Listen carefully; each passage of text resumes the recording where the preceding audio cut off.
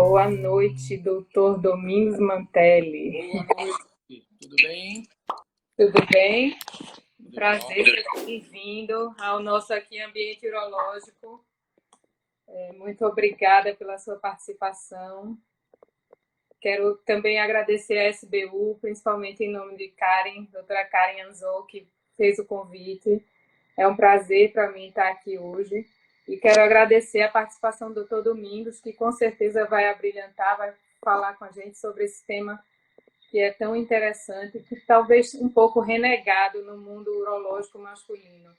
Obrigada, doutor Domingos, pela sua presença. Doutor Domingos é ginecologista e obstetra. Eu sou Regina Passos Nogueira, sou urologista em Recife, sou titular da Sociedade Brasileira de Urologia, mestre em Ciências da Saúde pela Universidade de Pernambuco e fiz um fellow de disfunções mencionais na Universidade do ABC. Doutor Domingos, muito obrigada pela sua presença. Imagina, obrigado vocês, obrigado pelo convite da Sociedade Brasileira de Urologia. Para mim é um prazer estar aqui. E para a gente falar de um assunto que importa as duas áreas, né? Tanto na parte de ginecologia quanto na parte de urologia, já que a gente sabe que a vida sexual ela acaba interferindo muito na saúde do casal como um todo. Então, esse assunto veio a calhar e acho que vai ser bem interessante que a gente vai conversar aqui hoje. Isso, eu comecei falando que isso é um tema que realmente no mundo urológico não chega muito para a gente. Eu acho que na ginecologia, com certeza, vocês debatem muito mais sobre isso, mas motivada pela live, eu fui dar uma pesquisada sobre esse tema e percebi o quanto é importante a gente trazer essa discussão para o mundo masculino também, porque realmente o sucesso na vida sexual é uma coisa do casal, então o homem também tem que estar a par das coisas que podem, do que não pode acontecer, entender o que é que acontece naquela fase que a mulher está gestando, e eu acho que isso é uma coisa realmente um tema que é muito caro para a gente, que a gente teria que realmente começar a falar mais sobre isso. A verdade é que o estado gestacional acaba mexendo muito com todo o metabolismo da mulher. E cada mulher responde de uma maneira. Então, uma das queixas muito comuns no consultório, acredito que tanto no de ginecologia quanto no de urologia, seria a questão de libido, né? Isso nas queixas normais, deixando a gravidez de lado, né? Muito comum, muitas vezes um homem procurar um urologista, falar, doutor, estou sem libido, né? Estou tendo dificuldade na relação sexual, amo a minha esposa, mas não estou tendo vontade, não tenho, né, desejo sexual. Isso ocorre também muito na ginecologia. As mulheres casadas chegam e falam, nossa, eu amo meu marido, mas a libido está muito baixa, né? Não tenho desejo sexual. Só que na gravidez as coisas mudam um pouco para os dois lados. Isso é que é o mais interessante, para os dois lados. Porque durante a gravidez, você tem uma série de mudanças no organismo da mulher e cada mulher vai responder de uma maneira. Muita gente me pergunta, doutor, mas na gravidez a libido da mulher aumenta ou diminui? As duas coisas. Depende de cada mulher, depende de cada fase, de cada trimestre. Tem mulheres, por exemplo, que têm uma libido extremamente exacerbada a gravidez toda, influenciada pelas mudanças hormonais da gestação. Já tem outras que ficam sem libido alguma. Então, aquela mulher que ela tinha uma libido normal e na gravidez cai. Então, é importante essa conversa entre o casal, né? A mulher conversar com o marido e demonstrar para ele aquilo que ela está sentindo, o que não está sentindo e buscar ajuda. Porque tem o outro lado também. Tem homens que muitas vezes por medo, né, pela questão de enxergar a mulher naquele momento como sendo, né, a mãe do seu futuro filho que está chegando, também ficam sem libido, ficam sem desejo sexual por esta mulher gestante. Isso. E é importante essa conversa, eles compreenderem o que está acontecendo e buscar ajuda, tanto do obstetra quanto do urologista, até de um psicólogo, para entender todos esses fatores. Eu costumo dizer que a gravidez é um momento onde a mulher tem que estar em contato, né, com um grupo multidisciplinar tomando conta de tudo que está acontecendo, não apenas o obstetra. E essa parte sexual é uma coisa que pega muito. Muitas vezes a mulher tem medo, né? Ela tem medo se vai machucar o bebê, e o homem também, né? Se na hora da relação sexual vai machucar o bebê, se vai ter contato, né, do pênis ali com o bebê, se ele pode ou não ejacular dentro. Isso é uma dúvida muito comum, doutor, mas se eu ejacular dentro, vai ter algum problema? Né? É muito comum esse tipo de e, questionamento. e é importante a gente começar falando da anatomia, né? Então, explicando para esse casal na consulta que o bebê está dentro do útero, além de estar dentro do útero, está dentro de uma bolsa de líquido amniótico. Além disso, o colo do útero é fechado, você tem um tampão mucoso nesse colo. Então, o bebê está muito protegido. Né? Então, assim, não existe chance de um contato no ato sexual com o bebê. Não existe nenhum problema, não tem problema nenhum o homem ejacular dentro, por exemplo, não vai ter contato desse sêmen com o bebê. Então, acho que o primeiro ponto é tirar o medo do casal, tanto do homem quanto da mulher, porque esse medo existe. Né? Eles não sabem como funciona a anatomia e acham que o fato de ter a relação sexual pode prejudicar esse bebê de alguma forma. Isso. Eu acho que esse é uma. Acho que tudo, se a gente puder, acho que a gente ainda vai falar muito sobre isso, mas eu acho que a orientação, a educação, talvez seja a coisa mais importante nesse cenário aí da sexualidade na gestação. Eu queria só falar para quem quiser mandar pergunta, pode fazer pergunta que a gente vai tentar responder, acho que a maior parte das que chegarem. Quem tiver, quem mesmo que não esteja grávida, que conheça um casal grávido, compartilha a live, porque a gente vai discutir muita coisa bacana aqui hoje. Então, eu acho que, assim, só para dar uma introdução, acho que você já falou bastante, e eu acho que muito do que eu ia falar, mas só para falar, a Organização Mundial da Saúde, ela considera que a experiência sexual saudável, segura, não é simplesmente a ausência de uma disfunção sexual, mas ela é definida como um estado de bem-estar físico, emocional, mental e social relacionados à sexualidade. Sexualidade não é só o ato sexual em si, né? Eu acho que a gente deve discutir sobre isso também mais para frente, mas a sexualidade envolve demonstração de afeto, de carinho, e não necessariamente só o coito, a relação sexual. Só que falar de sexualidade ainda tem muito tabu nos dias de hoje. A gente está em 2021, isso é um tema que ainda envolve muito tabu, principalmente que as pessoas não gostam de falar sobre os seus problemas sexuais, né? A parte boa, contar vantagem, eu acho que muita gente até gosta de falar, mas quando tem um problema ali envolvido, realmente fica um pouco mais difícil de você compartilhar aquela informação, às vezes mesmo com o seu companheiro que está do seu lado, muito menos ainda com o médico, uma pessoa que você não tem intimidade, fica realmente difícil às vezes você abordar esse tema. E eu acho que é por isso que a gente tem que cada vez mais falar sobre isso, para que as pessoas se sintam à vontade para poder discutir isso um pouco mais e serem orientadas em relação a mitos e verdades que tem em relação à questão da sexualidade na gestação. O fato é que, independente das influências sociais e culturais, as mudanças anatômicas e psicológicas que acontecem durante a gestação, realmente elas podem afetar, isso é um fato, afetam a vida sexual do casal. A questão anatômica, como você falou, a questão psicológica, as alterações hormonais, o medo que o homem tem, o medo que a mulher tem. Então, tudo isso são fatores que realmente interferem na questão da sexualidade durante a gestação, e para isso é que a gente precisa muito conversar sobre isso e orientar os pacientes. Eu acho que você vai ajudar muito a gente a entender isso melhor. Eu estou aqui para aprender também. Então, vou começar fazendo uma pergunta que eu acho que, afinal de contas, é seguro praticar sexo durante a gravidez? É seguro a gente fazer sexo durante a gestação?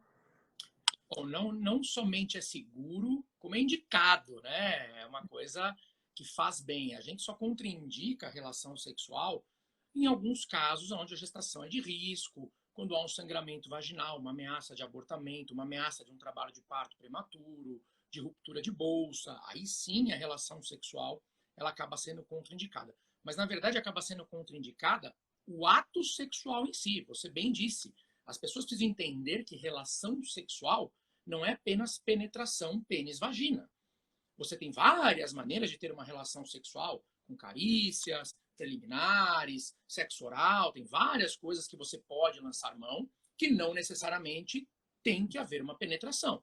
Então, até naquelas mulheres aonde está contraindicado você ter uma relação com penetração, ela pode dar sequências nessas relações com carícias, com brincadeiras entre o casal, o que é inclusive muito saudável e aproxima ainda mais esse casal.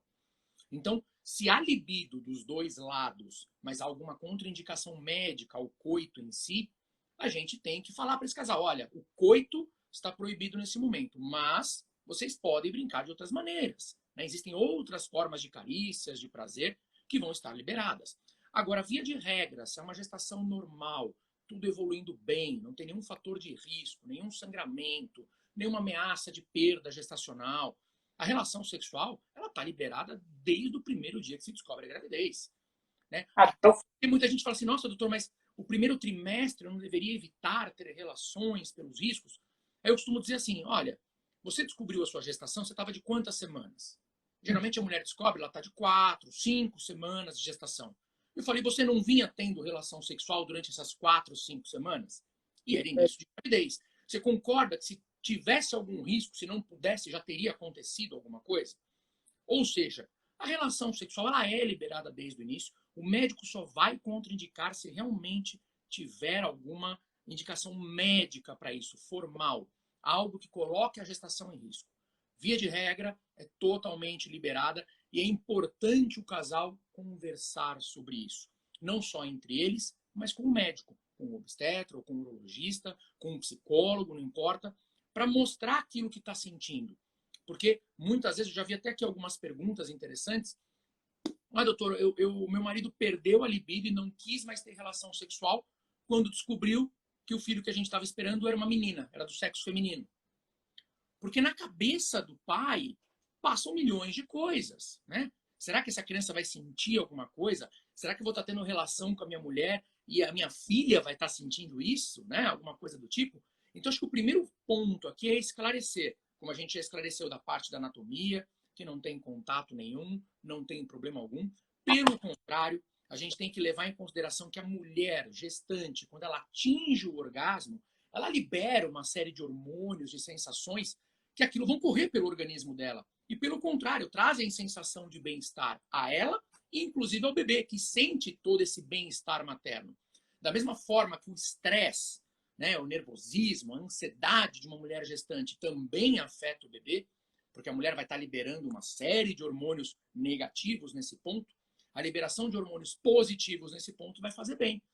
Então, isso. O primeiro ponto é esclarecer. Não há riscos, não tem como ter contato com o bebê, a anatomia não permite isso, a relação está liberada, e se ambos tiverem com libido, a relação sexual liberada a gestação inteira. Né? Uma coisa até interessante é que no final da gestação, óbvio que a mulher muitas vezes ela fica mais desconfortável pelo tamanho da barriga, sem ter posição, então o homem tem que tomar um certo cuidado, né, de não deitar por cima da barriga, porque aquilo vai incomodar. Então as posições vão ter que ser mais variadas, vão ter que mudar, posições sejam mais confortáveis. E uma coisa interessante, no final da gestação, no final do terceiro trimestre, próximo do nascimento, a relação sexual inclusive ajuda o desencadeamento de trabalho de parto. Por 3 fatores, né? Você tem a própria penetração, o contato do pênis com o colo do útero, que dá um estímulo mecânico no colo do útero, nessa fase final de gestação. Você tem o orgasmo feminino, que vai causar uma série de contrações da musculatura pélvica, que ajudam também o desencadeamento do trabalho de parto. E o sêmen do homem, o homem que ejacula, dentro no sêmen você tem substâncias, você tem prostaglandinas, que ajudam também o desencadeamento desse trabalho de parto. Então você tem 3 mecanismos na hora da relação sexual, no final do terceiro trimestre, para aquela mulher que já está chegando próximo das 40 semanas e o trabalho de parto não desencadeou, onde a relação sexual é benéfica, onde além de ser prazerosa, ainda pode ajudar o desencadeamento espontâneo desse trabalho de parto. Isso. São muitas as vantagens, na verdade, não só dessa questão fisiológica de uma certa forma, estimular realmente. Algumas pessoas, na verdade, têm medo em relação a isso, acham que isso pode desencadear um trabalho de parto prematuro, mas até onde eu pesquisei, na verdade, isso não acontece. Pelo que não tem essa possibilidade. O orgasmo ele pode levar a uma contração, mas não que desencadeasse um trabalho de parto, não é isso? A gente tem que pensar que a mulher, quando ela vai entrando no terceiro trimestre, ela já começa a ter as chamadas contrações de treinamento, as contrações de Braxton Hicks, que nada mais é do que o útero treinando, digamos assim, para a hora de desencadear o trabalho de parto. Muitas vezes associada à movimentação fetal. A gente tem que lembrar que o útero ele é um músculo. Toda vez que ele é estimulado, ele reage contraindo. Então, às vezes, um chute mais forte do bebê, um soco mais forte do bebê, pode causar essas contrações uterinas. Mas não são contrações que desencadeiem o trabalho de parto. Da mesma forma que as contrações da musculatura pélvica durante um orgasmo não são contrações suficientes para desencadear um trabalho de parto prematuro. Diferente de quando a mulher está no final do terceiro trimestre, onde o útero já está preparado. Ele está ali já na beira de desencadear o trabalho de parto. Aí essas contrações podem ajudar de vez a desencadear esse trabalho de parto. Muitas vezes o colo já está mais esvaecido, o colo do útero já está mais fino, já está começando a ter uma certa dilatação de 1, 2 centímetros. E aí essa relação sexual acaba sendo aquele empurrãozinho final que precisava para o desencadeamento do trabalho de parto.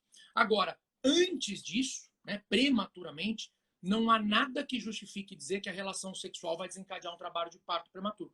Porque se fosse isso, toda gestação a gente deveria ter os 9 meses de proibição de relação sexual. E a gente sabe que não é assim.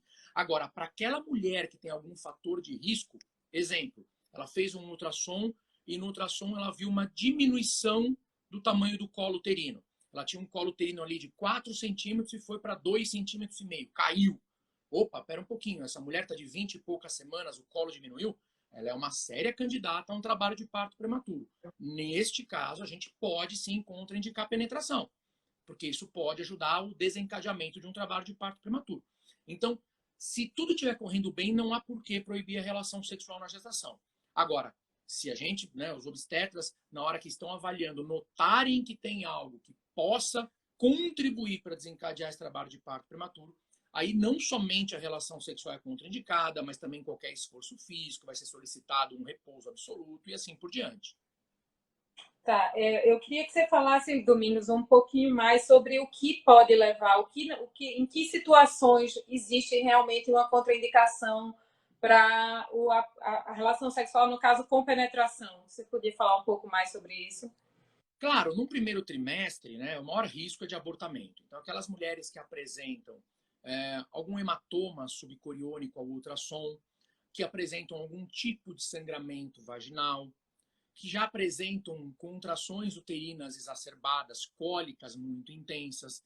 Nesse caso, a gente acaba contraindicando. Já no segundo trimestre, o maior risco seria do trabalho de parto prematuro.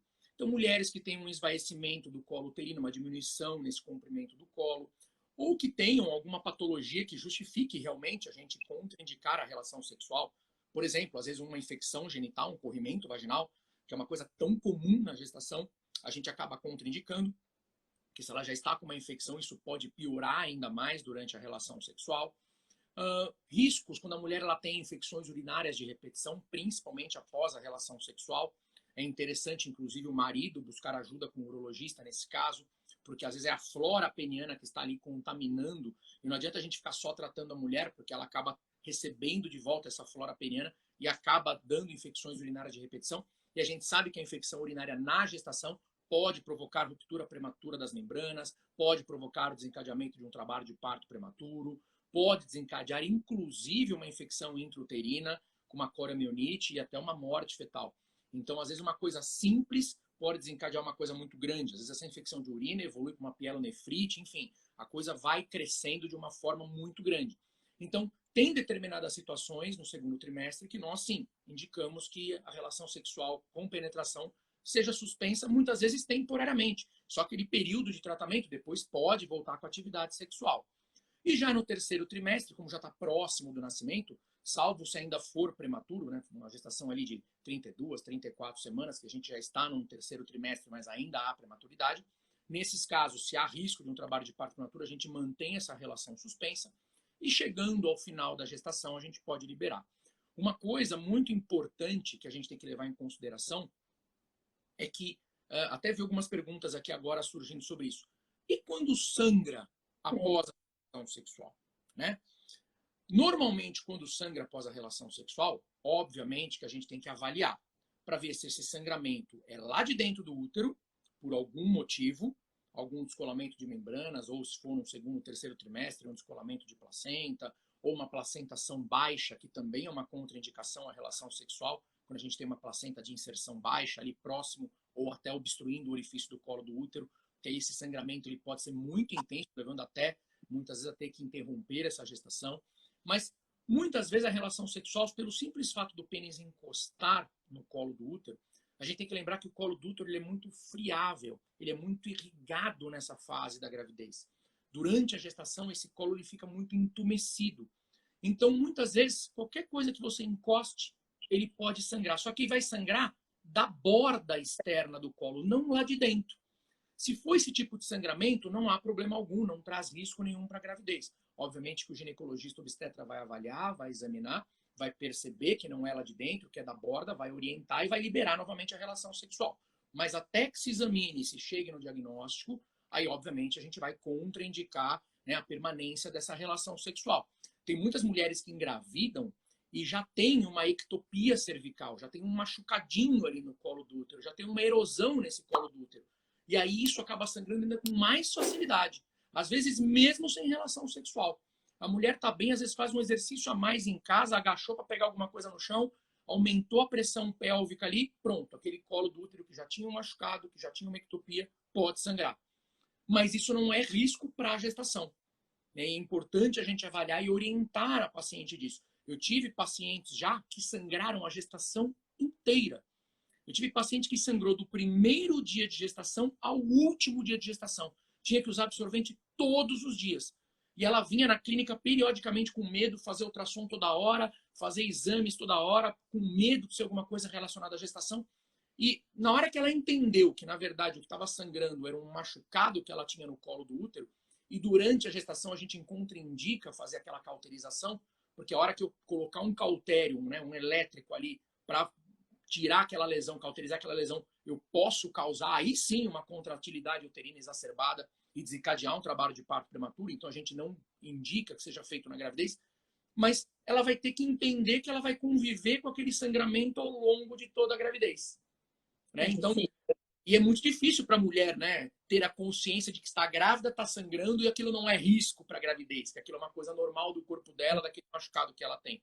Então, a orientação, a conversa, ela é muito importante. Eu faço questão, falo para todas as minhas pacientes, eu faço questão que os maridos acompanhem as consultas de pré-natal. Porque muitas vezes o que a gente fala ali em consultório, essa mulher não consegue reproduzir para o marido em casa. E ele não vai entender. Muitas vezes ela está dizendo ali que ela está sem libido, que ela não está com vontade, e esse marido não vai entender a hora que chegar em casa. Vai achar que é frescura dela, que ela está inventando desculpas, que ela não quer. E, na verdade, ele tem que compreender que, fisiologicamente, há mulheres onde a libido vai praticamente a zero durante a gestação. Isso. E compreender isso, né, ter uma parceria, ter amor, ter carinho, entender esse momento de vida da mulher é muito importante. Os homens precisam entender isso. Tá. Teve uma pergunta aí que eu acho que já se repetiu algumas vezes, se quando o bebê está encaixado, existe algum risco. Eu acho, pelo que eu entendi que você falou, só se o colo já estiver apagando, né? Se o colo já estiver... Mas fala mais um pouco sobre isso. A gente fala que o bebê está encaixado quando ele está em posição cefálica e a cabeça encaixa na pelve, que é o que a gente fala comumente que a barriga da mulher baixou, né? Isso é mais comum de acontecer no final do terceiro trimestre, próximo do trabalho de parto. Então, se acontecer próximo do terceiro trimestre, do final do terceiro trimestre, próximo do trabalho de parto, não tem por que contraindicar a gravidez, a relação sexual. Até porque o que é que o trabalho de parto desencadeie. Então, não tem problema algum.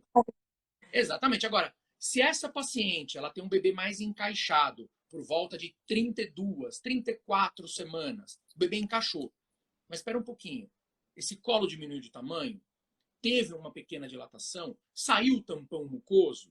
Não, foi só um posicionamento do bebê. Em tese, não há por que contraindicar a relação sexual. Agora, se esse bebê encaixou por uma ameaça de um trabalho de parto prematuro, se o colo esvaeceu, se o colo abriu, se o tampão saiu, aí sim a gente tem que ter cautela, porque aí sim a relação sexual pode dar aquele pontapé final para desencadear um trabalho de parto prematuro. Tá. Outra pergunta que apareceu, que também era uma pergunta minha, é em relação às gestações que foi feita por uma fertilização in vitro. se isso muda alguma coisa em relação à segurança, se tem que esperar algum tempo depois da transferência de embriões, qual seria a diferença num paciente que não teve uma gestação espontânea? Bom, o primeiro ponto da fertilização in vitro é lembrar que essa mulher ela vai estar diante de uma enxurrada, de uma bomba hormonal que a gente, né, nós médicos, iremos dar justamente para manter essa gestação. Então, ela vai estar usando uma série de hormônios que uma mulher que fica gestante de forma natural não vai usar. Então, primeiro ponto, labilidade emocional aumenta muito. Muitas vezes irritabilidade, náuseas, cólicas, mal-estar e, consequentemente, a libido também vai lá embaixo. Mas a gente sempre indica o seguinte: fez a fertilização in vitro, a gente aguarda a evolução dessa gestação. Então, deixa haver a anidação. Depois que houve a anidação, a gente deixa aparecer o embrião ao exame de ultrassom e o batimento cardíaco para saber que está tudo bem. Ver se não há formação de nenhum hematoma retrocoriônico, que também pode contraindicar a relação. Então, nessa primeira fase da fertilização in vitro, o que a gente diz as primeiras 8 a 10 semanas, realmente não é que é contraindicado, mas é recomendado não haver penetração, para a gente ter certeza da evolução adequada dessa gravidez. Depois disso, estando tudo bem, o médico avaliou, a gestação está evoluindo de vento em popa, relação sexual liberada como outra gestação qualquer, até porque vai chegar um período nessa fase entre 8 e 12 semanas final do primeiro trimestre, onde a gente já vai ter tirado, desmamado essa mulher de todos aqueles hormônios que ela estava utilizando. E, consequentemente, a vida dela dali para frente passa a ser bem mais tranquila, até porque a parte, né, dessa labilidade emocional, irritabilidade, náuseas, tudo melhora, a libido tende a voltar. Então, importante conversar com um casal que está passando pelo estado de fertilização in vitro, até porque isso tem uma expectativa muito grande. A gente tem que pensar que é um casal que muito possivelmente já está tentando engravidar há um certo tempo e não conseguiu, juntou recursos, pagou uma fertilização in vitro que não é, né, um procedimento barato, tem toda uma expectativa em cima daquilo, e a última coisa que o casal quer é fazer alguma coisa que possa atrapalhar aquilo de dar certo. Então, o próprio casal às vezes tem medo, né, de realmente ter a relação sexual, e Deus me livre ter uma perda gestacional e se culpar, né, como se eles fossem os responsáveis por isso. Que, aliás, isso é uma coisa bem interessante da gente falar. Numa gestação normal, tá? Casal jovem, sem patologia nenhuma, engravidaram, gestação evoluindo, primeira gestação, a gente tem uma taxa de abortamento espontâneo que gira em torno de 25%. É alto. Aborto espontâneo. Qual a causa?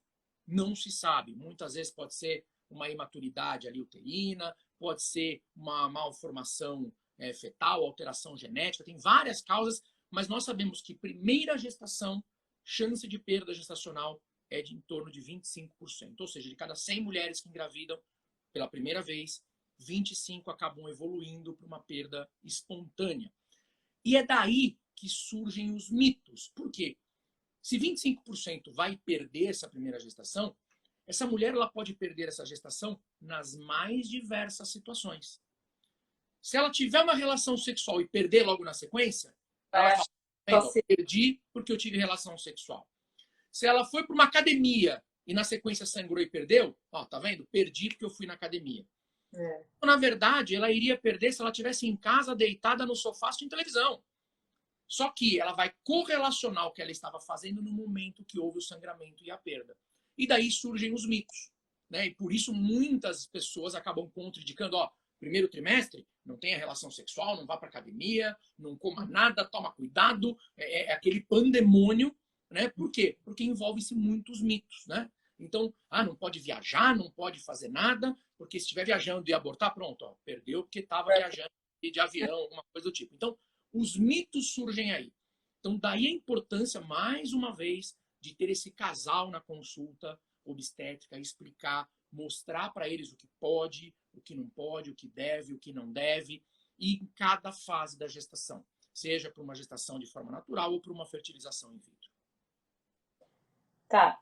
Outra pergunta que está bem recorrente aí, que também era uma pergunta minha, é se, assim, em relação às fases da gestação, você já falou um pouco sobre isso, mas a mudança na libido nas fases da gestação, no primeiro trimestre, no segundo, no terceiro, o que é que a gente espera da libido nessas fases? Óbvio, isso é bem generalista, porque isso é muito pessoa, como você falou, e algumas pessoas perguntando também se existe alguma coisa que pode ser feita para aumentar a libido feminina durante a gestação. Queria que você falasse sobre isso também.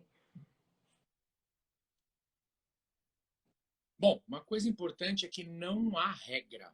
Não há regra. Não tem como dizer no primeiro trimestre diminui, no segundo aumenta, no terceiro diminui. Não existe essa regra. Isso é muito variável. Eu já tive pacientes que antes da gravidez não tinham libido alguma, tratavam para ter libido e quando engravidaram a libido ficou assim exacerbada que elas chegavam no consultório e falavam, doutor, eu quero ter relação sexual todos os dias.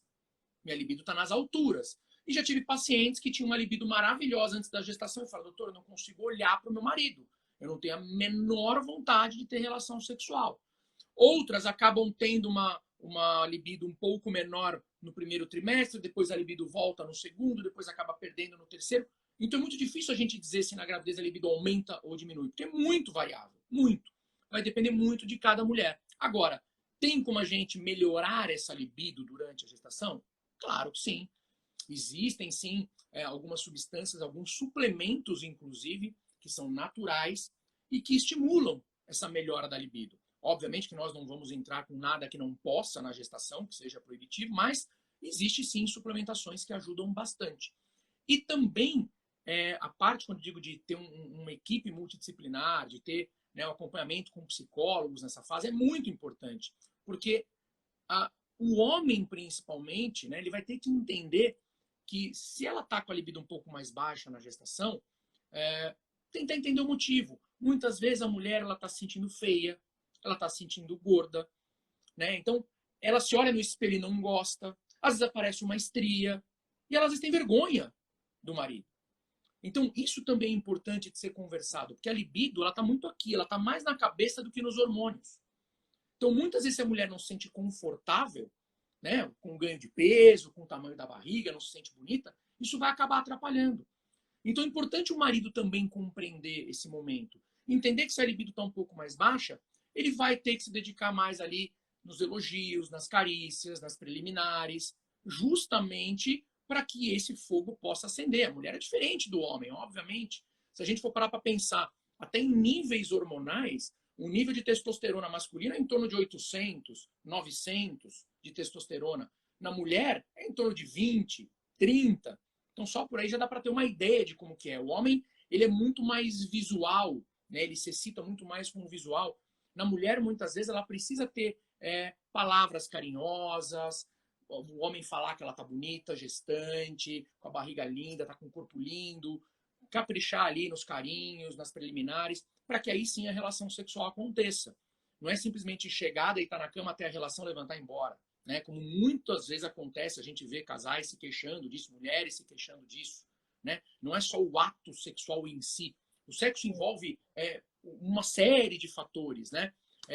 Outro dia eu até recebi nas minhas redes sociais uma pergunta, doutor, você namora com a sua esposa quantas vezes na semana? Eu respondi, umas 800 vezes. Porque namorar para mim não é ter relação sexual. Às vezes um carinho, um eu te amo que você manda numa mensagem de texto no meio do dia, você já está namorando. Tudo isso vai criando um clima. O ato sexual é só a consequência final de tudo, né?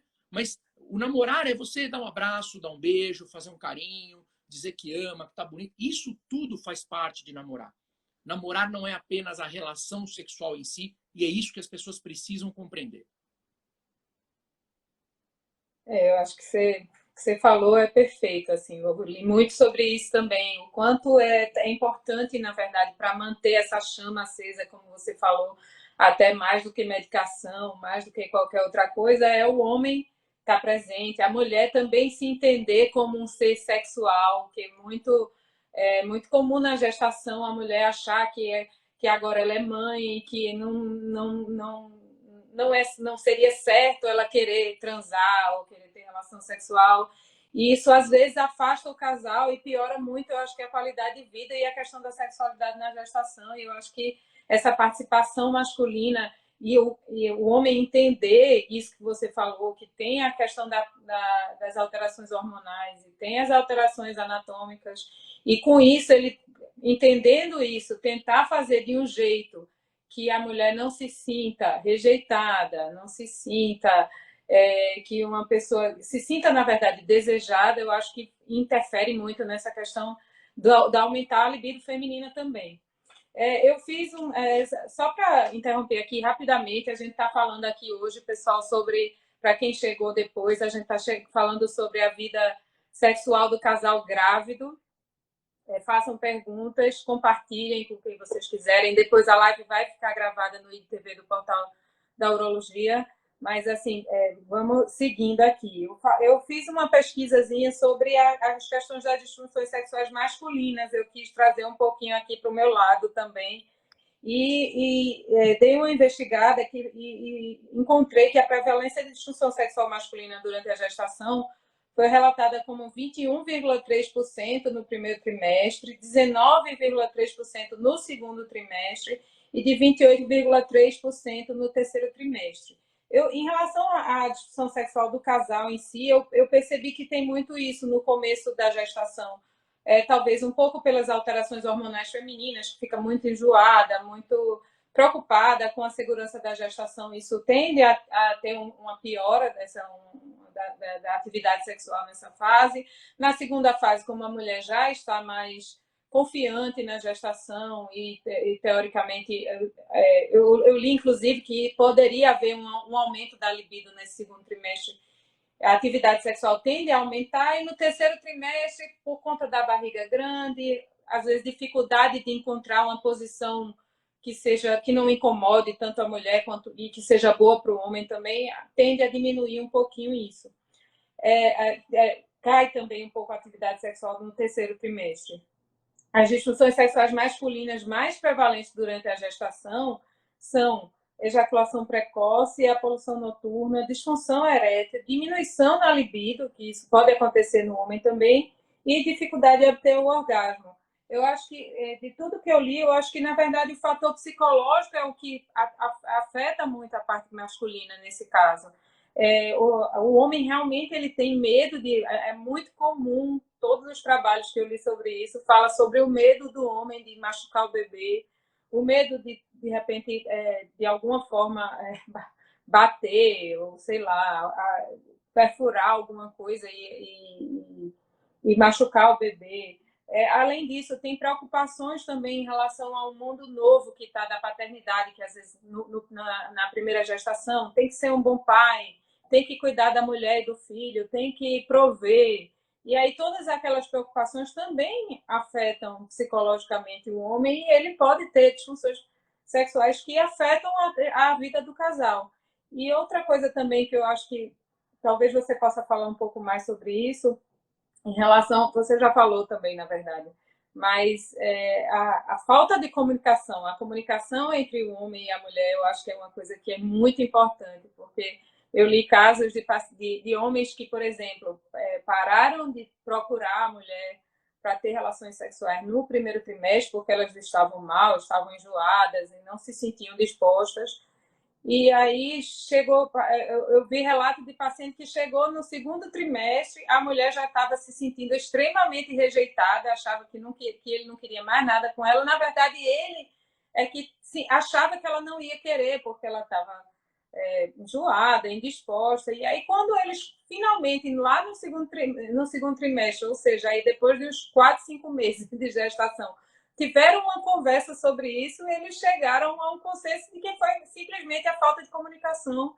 E isso, se eu acho que é aquela volta para aquele ponto inicial. Se o homem está presente na avaliação pré-natal, nas consultas pré-natais, essa conversa, principalmente se for introduzida pelo profissional que está ali conversando com eles, eu acho que eliminaria todo esse período de abstinência sexual que na verdade não existia necessidade de acontecer. Não sei se você tem alguma coisa mais para falar sobre essa questão. É importante a gente entender que durante a gestação, todas as alterações no âmbito sexual que acontecem, a grande maioria são de fatores psicológicos. Grande maioria. Psicológicos. Relacionados a medo, dos dois lados, né?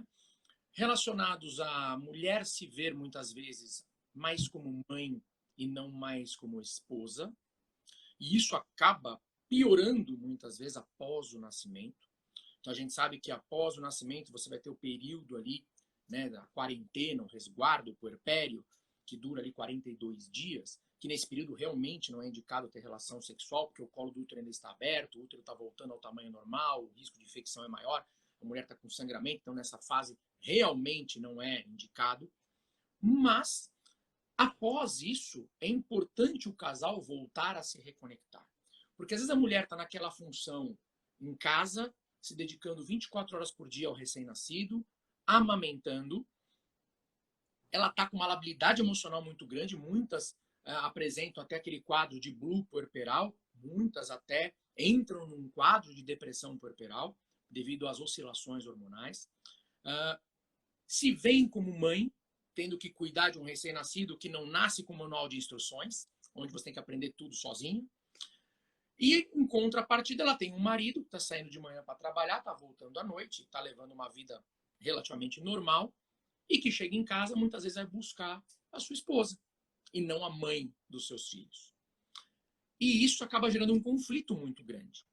Por isso, se não houver conversa entre o casal e com a equipe médica, tem muitos casais que acabam brigando feio nisso. Porque, primeiro, é importante o marido compreender esse momento da mulher. Ele tem que compreender. E não somente compreender, mas buscar ajuda. Porque o fato dele compreender e falar assim, tá bom, eu compreendo, então vou deixar ela quieta, não vou mais ter nada, também vai afastar o casal como marido e mulher. Eles têm que buscar ajuda. Então, uma coisa que eu sempre recomendo para todas as minhas pacientes, principalmente quando vão com o marido nas consultas. Nasceu um bebê, ótimo. Deixa passar ali os primeiros 2 meses, que é o período mais difícil, de adaptação da amamentação, muitas vezes ali com essa labilidade emocional. Passou o puerpério, vocês têm que voltar a criar uma rotina do casal. Não uma rotina de pai, mãe e bebê, mas do casal como namorados.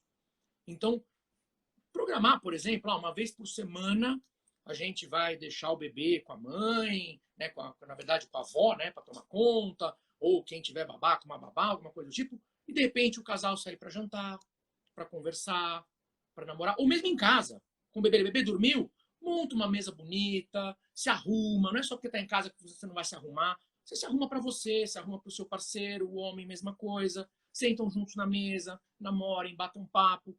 Isso vai criando de novo aquele clima de intimidade entre o casal. E isso é importante, porque às vezes a mulher lá está ali nessa fase, ela acorda de pijama, passa o dia de pijama e vai dormir de pijama. Real, real oficial. É real, isso é real. E isso, obviamente, acaba afastando o casal. Acaba afastando nessa parte que eu digo sexual, como namorados. E o homem vai passar a enxergar a mulher só como mãe do filho ou da filha e não mais como sua amante, como sua parceira, como sua esposa. E a mesma coisa a mulher em relação ao homem. Eu costumo dizer, pai não ajuda, o pai faz parte.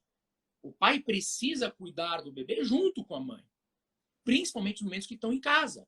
Então, assim, um ato de carinho, chega em casa, vai cuidar do bebê, deixa a mulher descansar, deixa ela dormir, tomar um banho, se arrumar. Também é uma tarefa do homem isso. Você ser parceiro nesse momento. Isso vai voltando a criar esse vínculo de cumplicidade entre o casal, que é super importante. Eu vi uma coisa que alguém falou que essa cumplicidade, essa ajuda e pegar o bebê e cuidar já faz parte das preliminares, já funciona melhor que uma preliminar. Quer deixar a mulher feliz, radiante?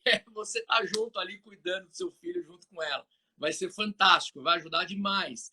Então, mas esse papel do pai é importante o homem compreender. Pai não ajuda, pai não é ajudante, pai é pai. Ele está presente junto, ele Igual só come junto, ele dorme junto, ele cuida junto. Esse papel é importante do homem saber e exercer.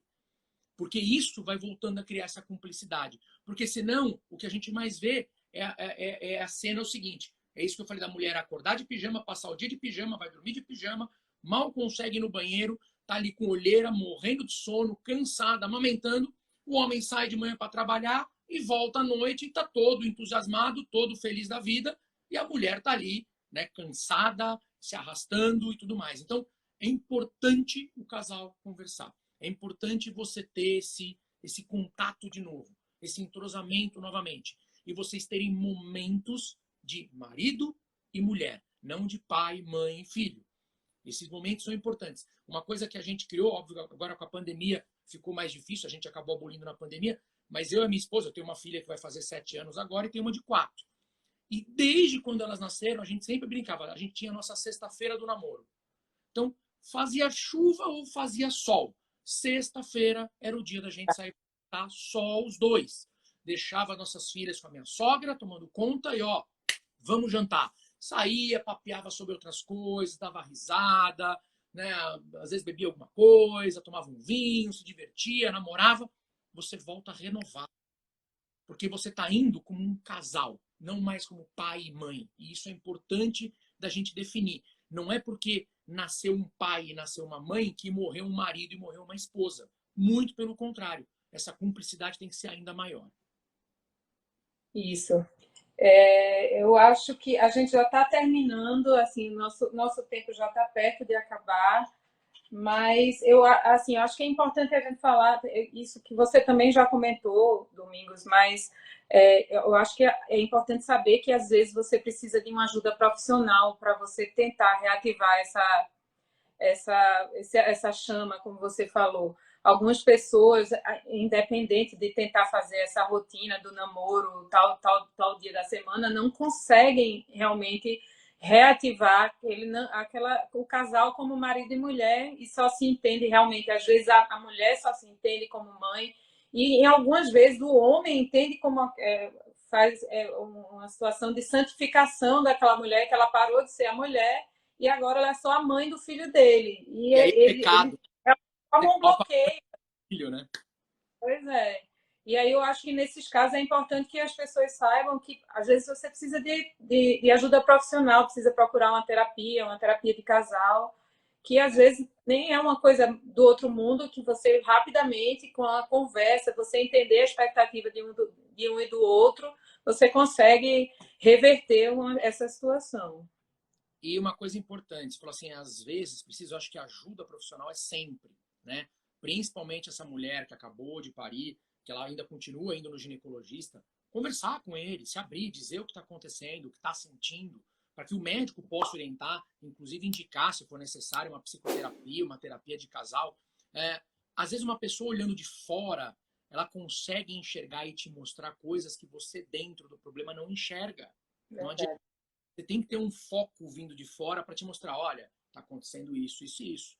Vocês precisam, ó, vamos tentar fazer dessa forma, vamos criar o dia do namoro, vamos criar o dia do jantar especial em casa. Mesmo com o bebê em casa junto com você, o bebê dormiu, vai lá, vai fazer um jantar gostoso. O homem pode chegar em casa, cozinhar, ou se ninguém sabe cozinhar, pede uma comida, mas criar um momento de intimidade de casal. Isso é muito importante. Muito importante. E se a gente for dar continuidade aqui à conversa, a gente vai longe. Porque, assim, tem aqueles casais, eu tenho casais, por exemplo, que o bebê, né? O bebê não é nem bebê já, mas é criança, já está com 5 anos de idade e desde que nasceu dorme na cama dos pais. Que vida sexual que esse casal tem? É. Como? Então, assim, são coisas. Não acho errado você curtir com seu filho na sua cama, é uma delícia. Muito pelo contrário, eu tenho 2 meninas, adoro quando elas vêm pra minha cama, deitam comigo, me abraçam, ficam junto com a gente assiste TV, fica junto. Mas, para minha realidade, as minhas filhas dormem cada uma no seu quarto. Porque isso tira a privacidade do casal. Você não pode. Não estou falando privacidade só de relação sexual, não. Você não pode conversar sobre É. coisas de adultos na frente das suas filhas. Tem uma filha de 7 anos, já entende o que eu falo. Então imagina ela dormir comigo na minha cama. Qual a intimidade que eu tenho com a minha esposa? É zero. Não dá. Então, assim, elas muitas vezes vêm para minha cama, ficam um pouco comigo, deu ali o horário, tô vendo que elas estão com sono, eu levo cada uma pro seu quarto, elas vão dormir no quarto delas, e às vezes de manhã cedo elas voltam pro meu quarto. Mas a minha privacidade ela é mantida. Agora, tem casais que eu conheço e falo assim, doutor, eu não consigo ter relação com a minha mulher nunca. Às vezes, quando a gente tem escondido ali no banheiro 5 minutos correndo, porque minha filha, meu filho dorme na minha cama desde que nasceu. É. Então, como? Então, como ter uma vida sexual saudável dessa forma? Então, a gente tem que saber ponderar E, obviamente, que não existe regra. Não estou colocando aqui como regra. Eu estou falando o que eu coloquei para minha família, o que funcionou para mim. Agora, cada casal vai ter que adaptar a sua realidade. Eu sou médico, sou obstetra, meu telefone toca de madrugada muitas vezes. Não tinha condições de ter um bebê dormindo no meu quarto com o telefone tocando de madrugada. Até por isso, eu acostumei minhas filhas desde pequenas, cada uma no seu quarto. Cada casal tem uma realidade, mas a partir do momento que essa realidade afeta a sua vida sexual, afeta a sua vida como casal, e que muitas vezes está fazendo com que o casal se separe por conta disso, a gente precisa rever a maneira como você está conduzindo essa maternidade também. É verdade. Muito boa essa colocação. Doutor Domingos, você tem alguma coisa a mais que você queria acrescentar sobre a sexualidade do casal na gestação? A gente está acabando o nosso tempo. Tem alguma coisa a mais que você quer falar? Alguma Bom, pergunta aí que você acha que era importante responder? Eu acho que, em relação ao tema, acho que a gente respondeu a maior parte das coisas. sim. O mais importante é você não achar que tudo que acontece é normal. Então, reporte ao seu médico. Acho que essa é a mensagem principal. Tá com algum problema, tá com a libido baixa, ou tá com a libido alta e o marido é que tá com a libido baixa, tá acontecendo alguma coisa, converse com o seu médico. Busque ajuda. Não ache que, vamos levando, vamos empurrando com a barriga, literalmente, né? E deixa a coisa acontecer. Porque muitas vezes isso pode ser um gatilho para aquele casal que já não estava muito bem até se separar. Então, é importante buscar ajuda profissional. Aliás, ajuda multiprofissional.